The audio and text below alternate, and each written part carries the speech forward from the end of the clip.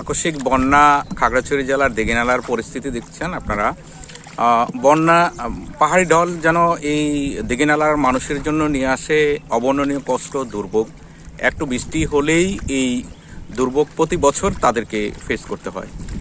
আমরা এখন আছি দিঘিনালার বেতছড়ি এলাকায়। ছোট ছোট ডিঙি নৌকায় করে মানুষ এপার ওপারে পারাপার করছেন। বিশেষ করে ঢাকা চট্টগ্রাম থেকে ছেড়ে আসা যানবাহনগুলো এখানে আটকা পড়ায়।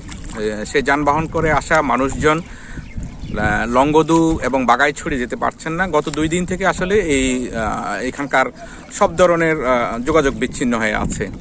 শত শত মানুষ পানিবন্দী হয়ে আছে। তাদের এই এক গ্রাম থেকে আরেক গ্রামে যাওয়ার একমাত্র যাতায়াত হলো বোট অথবা এই ছোট ছোট ডিঙি নৌকা। এই ডিঙি নৌকা করে তারা তাদের এক স্থান থেকে অন্য স্থানে যাতায়াত করছেন। অনেকে এখন পর্যন্ত যারা আশ্রয় কেন্দ্রে আছেন তারাও একটা চরম দুর্ভোগের মধ্যে আছেন।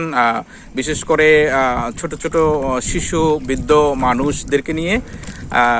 এই পরিস্থিতি উত্তরণে আমি কথা বলেছিলাম অনেকের সাথে। তারা যেটা বলছিলেন, এই তাদের এই গ্রামের পাশ দিয়ে বয়ে যাওয়া যে মাইনী নদী আছে, এটি খননের কোনো বিকল্প নেই।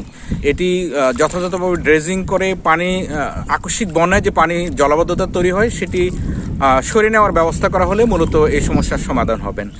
যেহেতু প্রতি বছরে এই বন্যায় তাদের সহায় সম্পদ, ফসলি জমি সহ সবকিছু ক্ষতিগ্রস্ত হয়, তারা চান সরকার এই বিষয়ে একটা পদক্ষেপ নেবেন, যাতে তারা প্রতি বছর এই আকস্মিক বন্যায় তাদের যে ক্ষতি, এই ক্ষতি পুষিয়ে নেওয়া যায়।